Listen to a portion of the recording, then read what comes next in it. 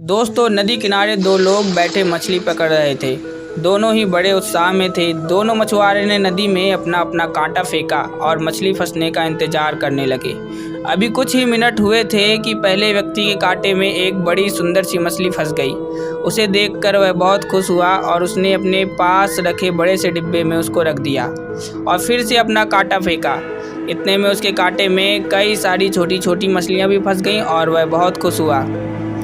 दूसरी व्यक्ति के कांटे में अभी एक भी मछली नहीं फंसी थी। पहले व्यक्ति ने कहा, दोस्त, अगर कोई मछली नहीं फंस रही है तो वह उसकी मदद कर सकता है। लेकिन दूसरे मछुआरे ने साफ मना कर दिया। कुछ देर बाद दूसरे मछुआरे के कांटे में भी बहुत बड़ी मछली फंस गई। उसने उसे देखा और फिर नदी में फेंक दिया।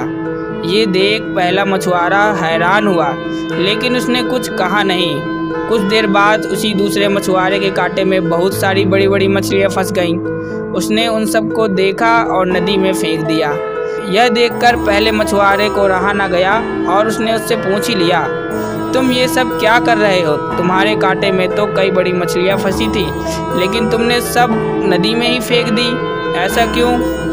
दूसरे मछुआरे ने कहा, वो सभी मछलियाँ बहुत बड़ी थी और मेरे पास उन्हें पकाने के लिए कोई बड़ा बर्तन नहीं था, इसलिए मैंने उन्हें नदी में फेंक दिया।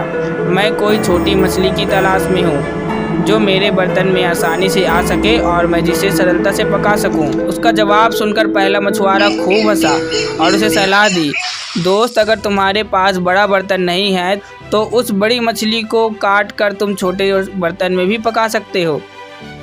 दोस्तों, हम में से ज़्यादातर लोग उस दूसरे मछुआरे की तरह ही हैं। एक बड़ा लक्ष्य हासिल करने की जिद में हम अपनी राह में आए छोटे छोटे मौके और अवसर को नज़रअंदाज कर देते हैं। ज़िंदगी में मिला हर मौका हमें खुशी से स्वीकार करना चाहिए और रास्ते खोजना चाहिए कि कैसे इस छोटे अवसर को बड़ी जीत में बदल सके। दोस्तों, याद रखना, सपने तुम्हारे हैं तो पूरा भी तुम ही करोगे। ना ही हालात तुम्हारे हिसाब से होंगे और ना ही लोग। आपको मेहनत तो करनी ही होगी, क्योंकि लक्ष्य आपका है तो उसे खोजना भी आपको होगा और पाना भी आपको होगा।